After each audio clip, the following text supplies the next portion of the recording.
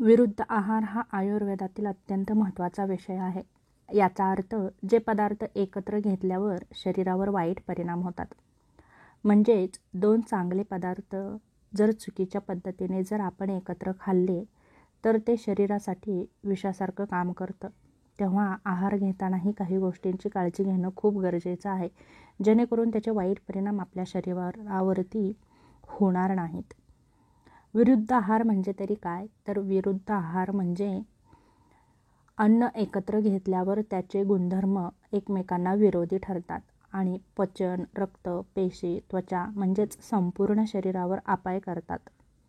आयुर्वेदानुसार अशा अन्नामुळे शरीरात आम तयार होतं, म्हणजेच विष तयार होतं आणि हे दीर्घकाळ आपल्या शरीरात राहिलं तर अनेक आजार होतात. वेगवेगळे रस एकत्र घेतल्यामुळेही शरीरावर वाईट परिणाम होतात. जसं की दूध आणि आंबट फळे, जसं की संत्रे, लिंबू, द्राक्षे, अननस जर एकत्र घेतले तर त्याचे शरीरावरती वाईट परिणाम होतात. जसं की त्वचेवर पांढरे डाग येतात, पित्तदोष होतो, पचन बिघडतं, ॲसिडिटी होते. त्याचप्रमाणे वेगवेगळे गुणधर्म असलेले पदार्थ एकत्र खाणं, जसं की गरम मासे आणि थंड दूध, यामुळे त्वचारोग, ॲलर्जी, शरीरामध्ये विषही बनू शकतं आणि आपल्या शरीराचं संतुलनही ढासळू शकतं.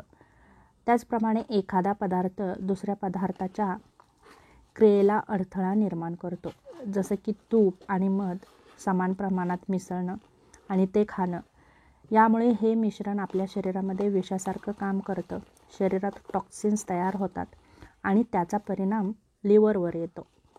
त्याचप्रमाणे अन्नपदार्थ चुकीच्या पद्धतीनं शिजवणं किंवा बनवणं, दूध गरम करून आंबट फळांसोबत घेणं, यामुळे त्वचारोगही होतो आणि पचनावर परिणामही होतो. त्याचप्रमाणे अन्न योग्य वेळेवर न घेणं, जसं की रात्री दही खाणं, यामुळे सर्दी होते, कफ वाढतो, त्वचेवर फुटकुळ्या येतात, जडपणा शरीरामध्ये जाणवतो, खोकला लागतो. त्याचप्रमाणे स्थानानुसार अन्न न घेणं, जसं की समुद्र किनाऱ्यावर राहून जास्त तुप्पट पदार्थ खाणं, त्या हवामानानुसार, त्या परिस्थितीनुसार आणि प्रदेशानुसार आहार घेणं गरजेचं आहे.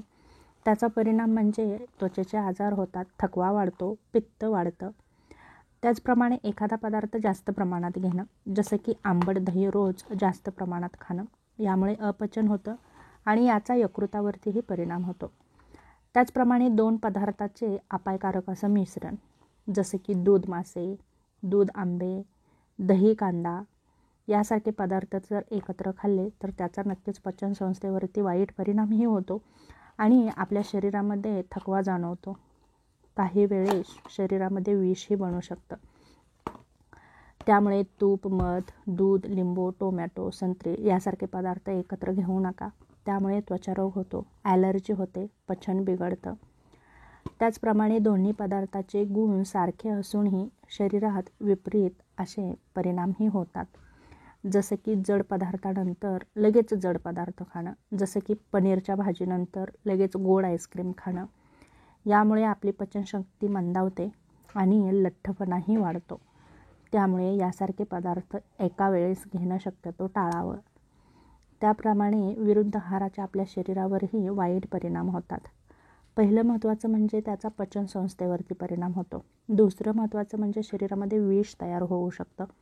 दुसरं महत्त्वाचं म्हणजे गॅस वाढतो, ॲसिडिटी वाढते, बद्धकोष्ठता वाढते, भूक मंदावते, त्वचेवरती फुटकुळ्या येतात, ॲलर्जी होते, त्वचेला खाज सुटते. यासारखे आजार विरुद्ध आहार घेतल्यामुळे होऊ शकतात.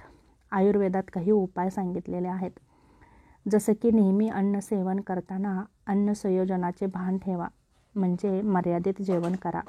दूध हे पवित्र अन्न आहे, ते कधीही आंबट, खारट, मासे, मीठ, फळे यासोबत घेऊ नका. दही फक्त दिवसाच खा, रात्री नाही. जेवणानंतर लगेच फळे, दूध, कॉफी, चहा घेऊ नका. पचायला मदत करणारे घटक जसं की आलं, जिरं, हिंग, तूप यांचा तुमच्या आहारामध्ये समावेश करा. जेवताना शांतपणे आणि आनंदाने जेवा.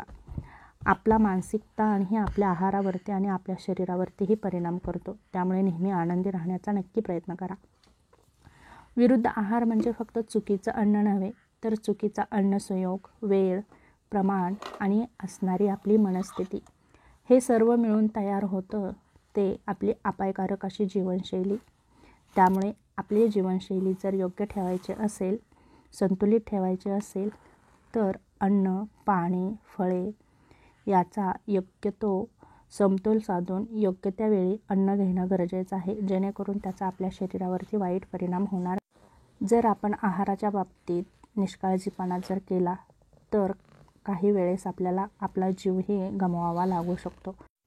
तेव्हा विरुद्ध आहार कोणता आहे हे आपल्याला माहीत असणं खूप गरजेचं आहे आणि त्यानुसार आपण सतर्क राहून आहार घेणं खूप महत्त्वाचं आहे. तरच आपलं शरीर निरोगी राहू शकतं.